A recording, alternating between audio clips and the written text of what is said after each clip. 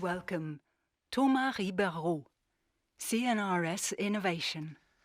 Hi everyone, so my name is Thomas Ribeiro and I'm from CNRS Innovation, which is a national technology transfer office from CNRS. CNRS motto is to put fundamental science at the service of society, and this translates in the incorporation of about 100 startups every year. This year we nominated Ionics, that we think is a most wonderful example of a successful match between a risk-taking researcher with an agile entrepreneur with a strong capacity for execution. As you will see, Ionics is based on more than 15 years of research performed at the Center for Nanoscience and Nanotechnology, and it will revolutionize new space and more precisely satellite propulsion thanks to its groundbreaking ionic-based technology. We are very glad and proud to support this project since the beginning, and I will now leave the floor to Thomas for the presentation. Breaking the wall of space mobility. Thomas Hiriart, IonX. Good morning, everyone. Today, we are all using satellite data to locate a good restaurant or check the weather forecast. But those satellites who stay up there and achieve their missions, they need a propulsion system. Well, at IonX, we have the ambition to develop the most efficient propulsion system ever put in space. I am the CEO of the company. It was founded more than 2 years ago by CNRS and the startup studio Techno founders, respectively from Jacques Chirac and Yves Maton. Jacques is the world expert in ion sources and the father of our technology, and Yves has been building deep tech ventures for the past 10 years.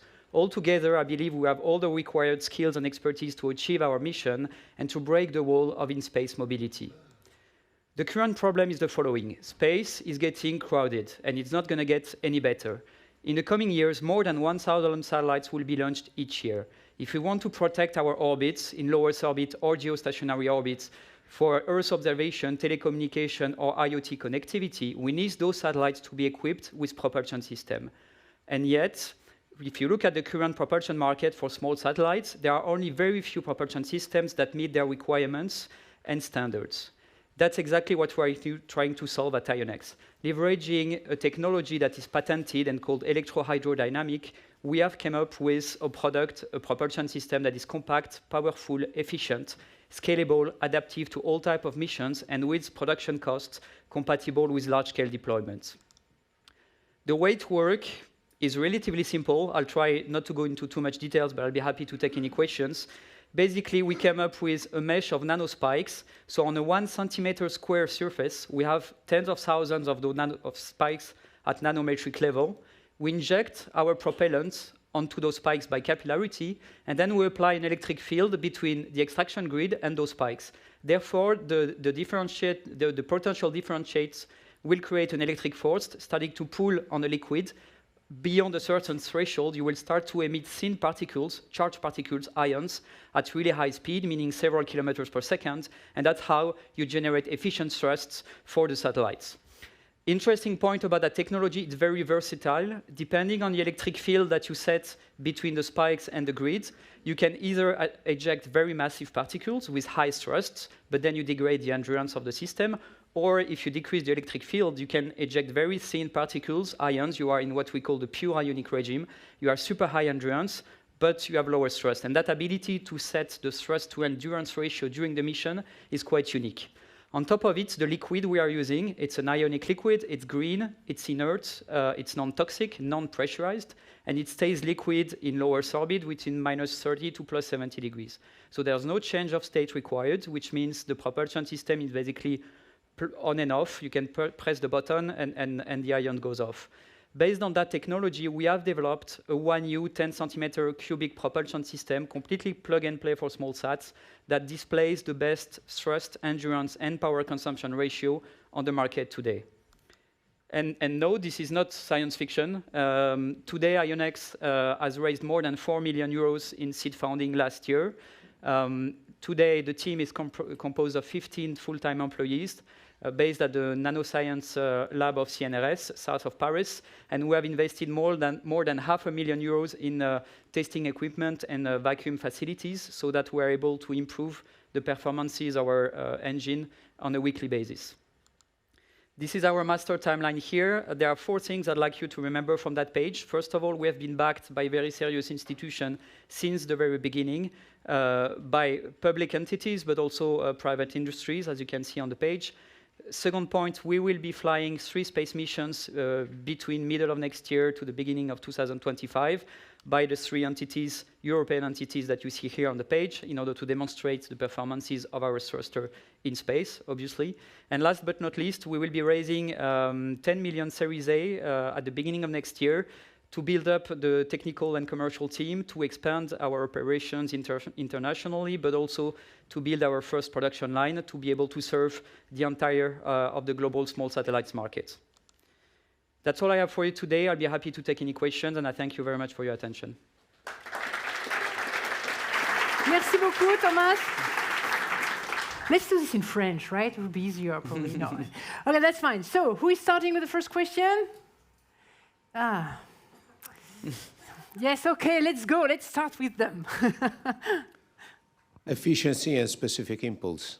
Exactly. Yes. Typical. Yep. No, which one are they? Oh, when we talk about efficiency, we talk about specific impulse, or ISP. It's for the non-specialist. It's a measure of your ability to perform a maneuver during a certain duration in time at the constant thrust. And for ISP, we're aiming higher than 5,000 seconds, which is unmatched with this type of propulsion. Wonderful. Next question here. You said that this is plug and play with respect to other thrusters, and so what will you have to demonstrate to get adoption, and how do you plan that? That's a very good question. I think what we really need to demonstrate is the performances of our thruster. We have tested it on the ground, and it works on the ground, but as long as we haven't demonstrated in space, the commercial traction is hard to demonstrate. We have LOIs from at least a dozen of manufacturers in Europe, so they are interested, but we need to demonstrate that it works in space. And to answer maybe your questions about being plug and play, it's mainly about mechanical interfaces and electrical interfaces.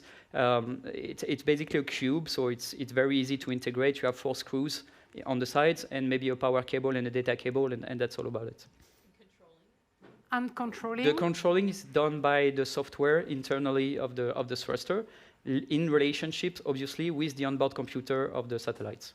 So there needs to be a very solid collaboration between our customers and ourselves to make sure that the software, both softwares, talk together in an effective manner. Okay, thank you. Next question here in the second row. As the jury is shy right now. Oh, okay. So Elisabeth, you will be the next one. Just a question. It was great technology for space. It seems a bit niche. Does it work anywhere else? Thank you. That's a question that is often asked. Unfortunately not. We haven't tested it in an atmosphere, like in one atmosphere, in one here on the ground. I don't believe it will work because we will start to ionize the atmosphere that is composed in the room today. So I don't see any obvious application here on the ground. But the market, as I was explaining, is booming in a new space business. So I believe there is enough volume and enough value to build a profitable business out of it. Okay, great. Next will be Elisabeth, please. You motivated your pitch with space debris increasing and also more and more satellites in space. In which part is your technology part of the solution? So, for example, recovery of satellites apart from the liquid that is bio-based. Yeah, that's a very good question. Thank you for that. Maybe one point I'd like to mention. For the first time, the FCC, which is the US authority that regulates space, has imposed a fine to a US operator for not deorbiting a satellite at the end of its life. Our solution comes to play because if you look at very small satellites, that accounts for 80 to 90% of what's launched every year.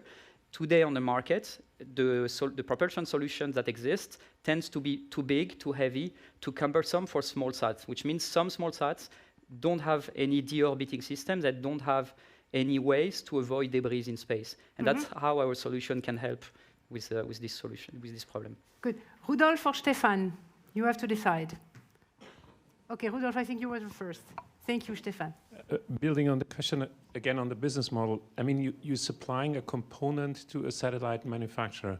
So what value are you about to capture, and how large can the company become? In 12 seconds, please.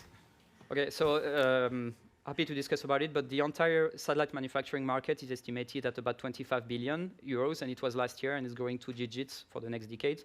propulsion is about 10% of that market. So it's 1 to 2 billion euros of market that we can capture in the coming years. Wonderful. Thank you very much. Great landing.